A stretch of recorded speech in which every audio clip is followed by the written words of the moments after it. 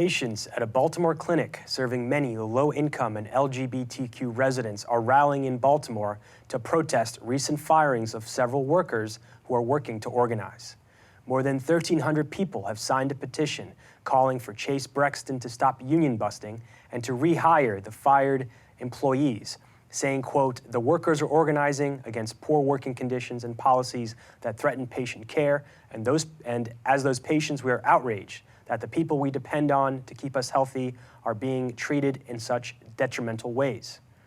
Well, now joining us to discuss this are three guests. We're joined by Kate Bruce. She's a former patient at Chase Brexton. She left when her nurse practitioner was fired for union organizing. She works at a local community college where she's a member of their union. We're also joined by Ken Jaretsu, who's a current patient at Chase Brexton, a member of the leadership team of the Baltimore Transgender Alliance and the Black Trans Men, Inc. And also Jasmine Pope. She currently works at Chase Brexton as an outreach case manager. Thanks so much for joining us. Thank you. So we want to start with Jasmine. So Chase Brexton, we invited them on to part of this conversation. They didn't respond to us. And they've been quiet about this over the last several weeks since the firings, but they did send us a statement just a few hours ago. They said, "While our organization has admittedly gone through a period of rapid change in order to ensure our long-term viability, we recognize we have not communicated as effectively as we could have through the process. Trust is critical for our relationships with the people we value most, including employees, providers, and patients, and we want to work to reestablish it." The statement went on, "We do not believe that SCIU is a long-term solution for Chase Brexton." That's the union that the workers are going to be voting in just a few days, right, whether to unionize or not. Right.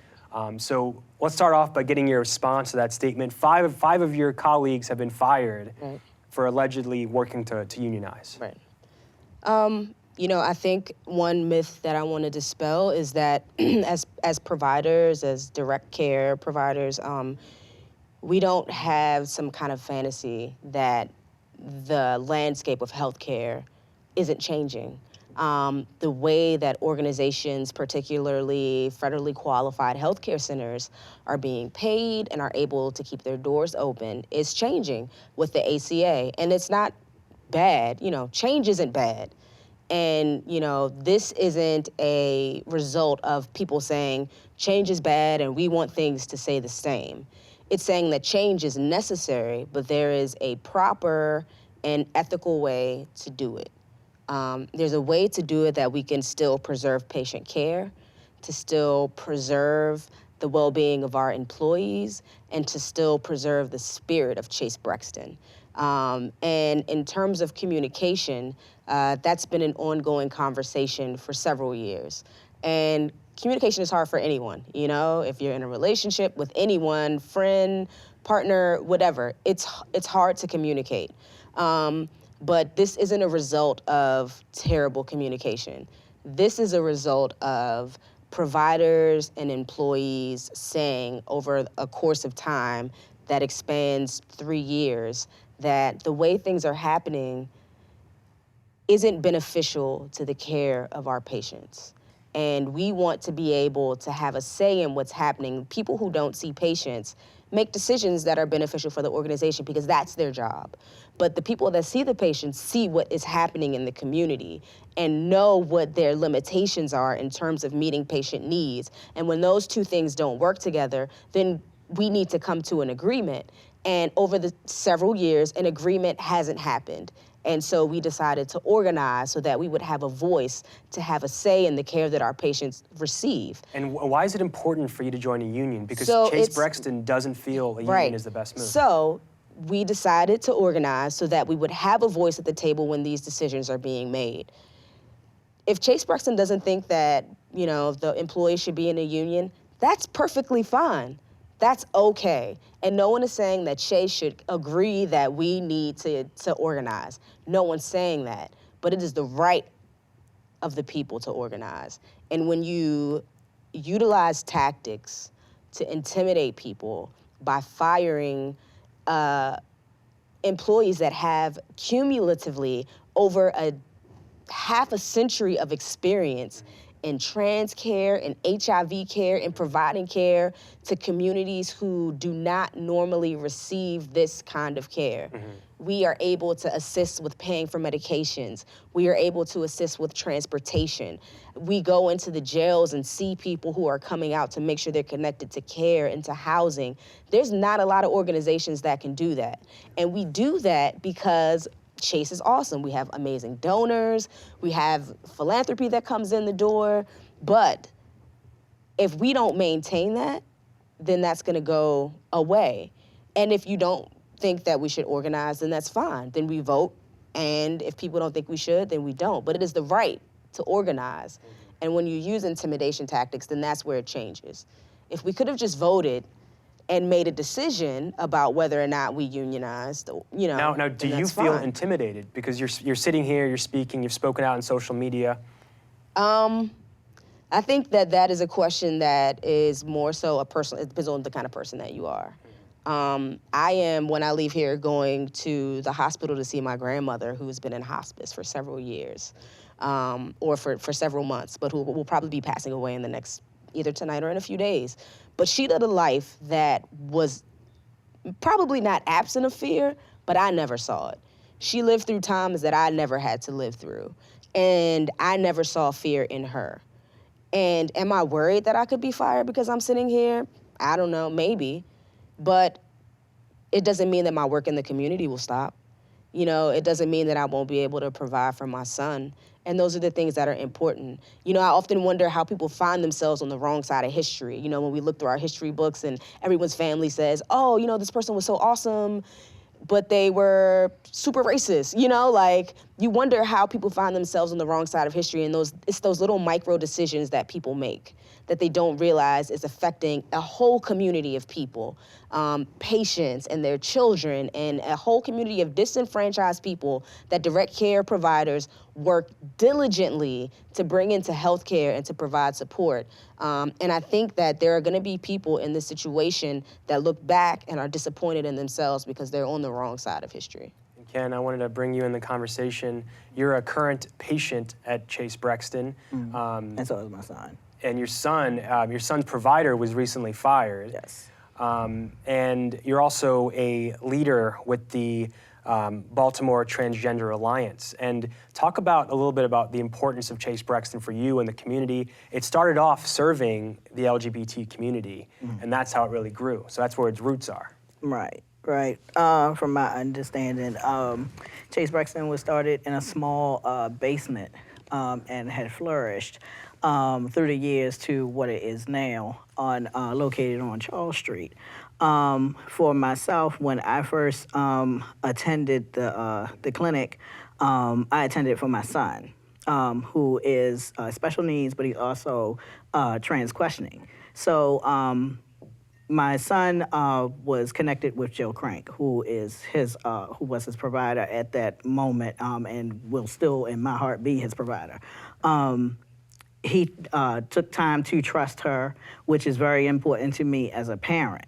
When I decided to transition, I also saw her to begin my transition. So for things to happen the way it did is a disservice, not just to me as a parent, but to my child as well, who at his age, for our LGBT youth, it's very hard for them to trust a lot of people. And to be able to trust your healthcare provider is very important, especially when you're deciding to do something as big as transition. And so, Chase Brexton, they admitted they had not communicated as effectively as they could have, but they say they're proud of their legacy of serving the LGBT community, and they're going to make sure that they remain committed to that. How do you respond to that?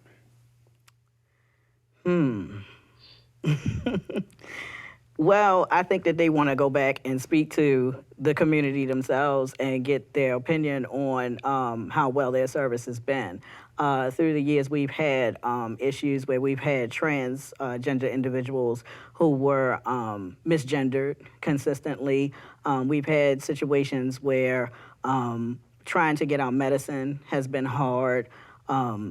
you have a lot of staff there who is willing to help, but then you have a lot of staff who comes on board and is not trained and has to make sure that that training is mandatory, especially when dealing with our community. We find that we run into a lot of pushback from the clinic, especially in the past year. I've noticed that things have gone downhill, and I've been at the clinic for about 2 years now, and I've seen a decline in service. So, yeah. So, Kate, you were a former patient of Chase Brexton. Talk about why you left, and also talk about the work that patients like yourself have been doing in support of the workers that are there and have been fired. Okay. So up until a couple days ago, I was a patient at Chase Brexton. Jill Crank was my provider for over 6 or 7 years. When I first started going there, I was very low income. At times, I was like basically couch surfing, you know. And now that I've grown up and been able to provide for myself better, I have the means and the right kind of health insurance, quote unquote, to go to different doctors. So many people are, I won't say stuck at Chase Brexton. We loved Chase Brexton, but they can't go anywhere else because of their medical assistance and whatnot and get the kind of service that Chase Brexton will provide to LGBT people. I can do that, and since I can do that, I'm leaving them until they hire back Jill. She's been there for me, you know, when I was diagnosed with multiple sclerosis. She's been there for me when my wife became my husband, when he transitioned, and when I heard that news at work, I was just crying at my desk. Like I got the phone call, we want to reschedule you. And I went off. I was like, I know what this is. Jill's such a good person. She had to be part of the union organizing. So I looked on Facebook, who's protesting? Someone has to. No one's protesting? Okay, then I'm gonna make this page and see what happens. You know, I hope maybe like 10 people would show up. Hundreds of people have responded. Over 1,300 people have signed the petition. Over 1,300 people have signed that petition that was put out by someone else, I'm not sure their name. And over 1,700 people have been invited to the protest on the Facebook event page. Which is happening Friday. Yes, that's happening tomorrow. We're going to start at 4:30, 5 o'clock. We're going to have guest speakers, self-included, some politicians, relatively famous people. We want to go out there and stand up for our providers. I don't personally know the other 4 that were let go, but I know they made a huge impact on this community. So we need to be there for them. They've been there for us. We have to stand by them. And finally, Jasmine, what does it mean that there's been such a huge outpouring of support from the community? People are going to be, you know, rallying outside. We heard word that all the appointments from 4 o'clock onwards have been canceled, and now there's construction outside of Chase Brexton right now where the protest is going to be. So that seems to be that their response beyond this message they've given you. I will say from not only myself, but from everyone else, including Jill, you know, including everyone that's been following this, that continue to work at Chase, it means more than words can say. That you all have rallied, the petition, the comments under the petition, the post on Facebook, you know, it's not the goal to tear Chase Brexton down. The goal is to provide testimonies about how important Chase has been in the community and how important it is for Chase to continue doing what we're doing at the highest level that we can, and to know that our patients recognize it as providers, that is our goal, that our goal is always to make sure that you're okay, you know, that you're getting the care that you deserve, that it's affirming care, that it's providers that you can be comfortable with, not only for yourself, but for your children. School is starting, you know, like, it means the world to us. And we still walk these halls, you know, at Chase. And, you know, there's still a certain spirit in the air. But there are times when we go and we just look at the posts that patients put up and we say, this is why. You know, this is why we decided to put our, you know, our livelihood at risk, our, you know, our careers possibly, when we saw our colleagues terminated without any substantial or logical reasoning. And we said, you know what, we're not intimidated, we're gonna fight on. And we're fighting on because of the comments that are under those petitions, because of the rally that's happening, and we're emboldened by that. And so thank you. Thank you to both of you for participating in just making sure that we have a right to at least vote. You know, it doesn't matter where you stand on the union, but we should at least have a right to vote on whether or not we do this without being intimidated with firings of providers that have provided life-saving care to the community in Baltimore. So thank you both. Yeah. Well, we're going to be following the story. We're going to be at the rally tomorrow, and then Awesome. we're going to be following in the upcoming days. The vote is just a few days away, so we're definitely going to be following that, and we'll be definitely following up with all of you. Thank you all for joining us. Thanks. Thank you. Thank you. Thank you for joining us at the Real News Network.